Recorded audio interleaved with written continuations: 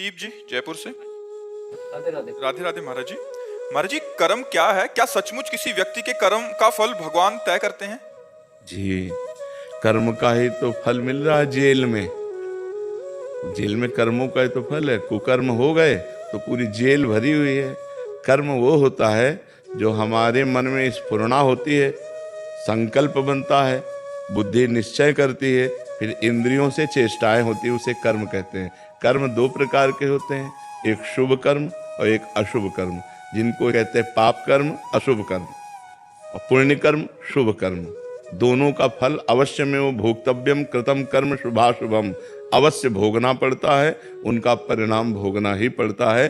कोई कितना भी बड़ा ऋषि महर्षि हो, उसको भी भोगना पड़ता है। इसलिए कर्म बहुत होश से करे, बेहोश होकर न करे, प्रमाद में न करे, नहीं तो उसका दंड मिलता ही है। अब देखो, कर्म है, किसी बहन बेटी को छेड़ दिया, अब डंडा चलेंगे, पुलिस ले जाएगी, मुकदमा चलेगा, उसको सजा मिलेगी। कर्म है, क्रोध आ गया, हम किसी की हिंसा कर दी, आजीवन कारावास। हिंसा 5 मिनट में हुई और उसका दंड पूरे जीवन भोगना पड़ेगा।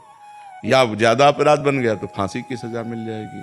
तो कर्म ही तो है। और अच्छे कर्म हो गए तो देखो, राष्ट्रीय सम्मान मिलता है, समाज में आदर मिलता है, और यहाँ सुख मिलता है, और परलोक में भी सुख मिलता है। सारा खेल कर्म का है। कर्म प्रधान विश्व रचि राखा, और जो जस करे तासि फल चाखा। कर्म की प्रधानता से विश्व की रचना हुई है, जो जैसा करता है वैसा फल भोगता है। समझ पा रहे आप? इसलिए बहुत होश से कर्म करे। और होश बनाने के लिए नाम जप है। जब तक नाम जप नहीं, तब तक बेहोश ही हो। जानते हो कि ये कर्म नहीं करना चाहिए, फिर भी करोगे। अगर नाम जप है तो तुम्हारे अंदर जलन पैदा हो जाएगी, तुम्हारे अंदर बल आ जाएगा कि नहीं नहीं, हमें पाप कर्म नहीं करना है।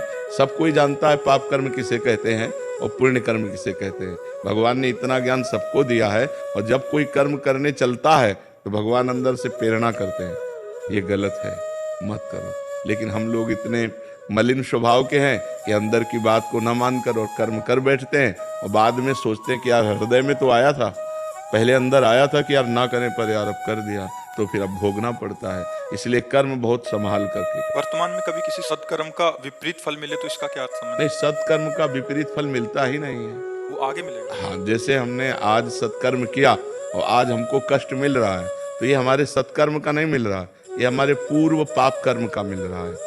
आज जो सत्कर्म किया है, आगे फसल, आगे हमें ये सुख देगा।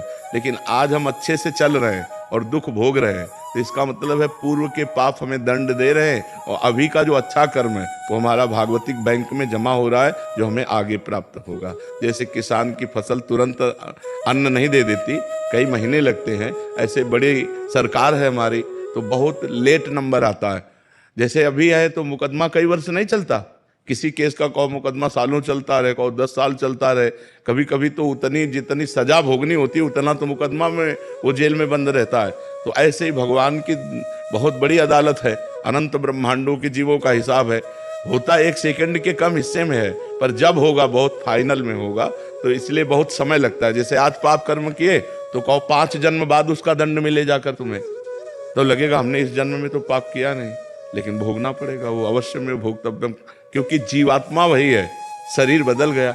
जैसे कोई क्रिमिनल हो और वो पैंट शर्ट पहनता हो, फिर धोती कुर्ता पहनने लगे, या वो सलवार कुर्ता दुपट्टा धारण करने लगे, तो पहचानने वाला तो पहचानता है ये वही क्रिमिनल है। तो भगवान तो जानते हैं ना ये वही जीव है जो पूर्व जन्म में पाप कर्म किया है, तो उसको वही दंड दे देते, जाओ तुम्हें ये भोगना। अब इस जन्म में उसने कोई पाप किया नहीं वैसा, लेकिन पूर्व जन्म का पाप कर्म आकर उसे दंड देता है। जैसे संतों को है, मान लो कोई बचपन से संत है, देखो रामकृष्ण परमहंस जी के गले में कैंसर था, भाई जी हनुमान प्रसाद पोद्दार जी के उदर में कैंसर था।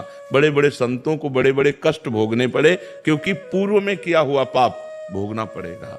भगवान को भी भोगना पड़ा, वो कानून से अलग नहीं रहते। भगवान ने छुप करके बाली को मारा व्याध की तरह, तो कृष्णावतार में अगले जन्म में अंतिम समय व्याध ही भगवान के चरणों में बाण मारता है, तब वो परम पद को जाते हैं। तो ये कानून है। तो भागवतिक जो कानून है वो एक राय भर नहीं बख्शता। भारतीय कानून में थोड़ा धोखा हो सकता है कि वकील चतुरतावश दूसरा प्रमाण पेश करके और दोषी को बचा दे और निर्दोषी को फंसा दे, लेकिन हमारे भगवान के दरबार में किसी वकालत की जरूरत ही नहीं है। किसी गवाही की जरूरत नहीं, 1 सेकंड में उस जीव का हिसाब हुआ फाइनल।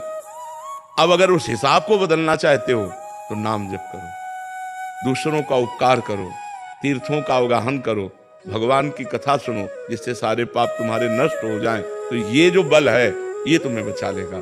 नाम बल, भगवान का सेवा बल, परोपकार, ये बचा लेगा। अब दूसरों को दुख देना, पाप कर्म करना, तो फिर नाना प्रकार के नरकों को भोग कर यहाँ भी दुर्गति भोगनी पड़ती है।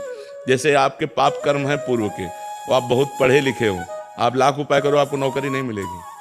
पढ़े लिखे डिग्री लिए घूमते रहो कोई, और कुछ ऐसे हैं कि आपसे ज़्यादा वो मंद बुद्धि के हैं, वो ज़्यादा प्रवीण नहीं है, लेकिन वो निकलते चले जा रहे हैं क्योंकि उनका पुण्य बल काम कर रहा है। तो यहाँ पुण्य बल, अगर सुख चाहते हो तो पुण्य करो, चाहते सुख हो और करते पाप हो तो पाप का परिणाम दुख मिलता है। शराब पी रहे हैं, गंदी बातें बोल रहे हैं, गंदे आचरण, एक एक चीज का फल है आपका।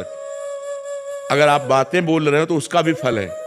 मनुष्य जीवन कर्मयोग के लिए भेजा गया है। आप 1 मिनट भी फ्री नहीं हैं। आप 1 मिनट में जो करेंगे, आपके अंदर ही मन में बैठी हुई चित्रगुप्त तुरंत लिख रहे हैं। आपकी मन रूपी चिप में वो बिल्कुल सीन सहित जैसे चिप लगा दो ना तो पूरा टेलीविजन उसमें टीवी में आने लगता है, सब ऐसे सीन सहित चित्रगुप्त लिखते हैं। तो भगवान के सामने 1 सेकंड में पूरा वो चिप दिख जाती है, इसने क्या क्या किया जीव ने, बस उसको दंड मिलता है। इसलिए हर समय नाम जप करो, अच्छे आचरण करो, अच्छा भोजन पाओ, दूसरों का उपकार करो। यही मनुष्य जीवन है, यही देवत्व है। नहीं तो राक्षसी भाव में लोग विचर रहे हैं, अपने को धनी मानते हैं, व्यभिचार करते हैं, शराब पीते हैं, मांस खाते हैं और दुर्गति को प्राप्त होते हैं। पूर्व जन्म के पुण्य से आज धन है, लेकिन ये बना थोड़ी रहेगा, ये नहीं बना रहे। जहाँ पुण्य खत्म हुआ था सब नष्ट हो जाता है, सब नष्ट हो जाता है। तो ये है, हमारे कर्मों का फल हमको भोगना पड़ेगा। तो इसलिए हम भगवान का नाम जप करें, परोपकार करें, जिससे हमारा मंगल हो जाए।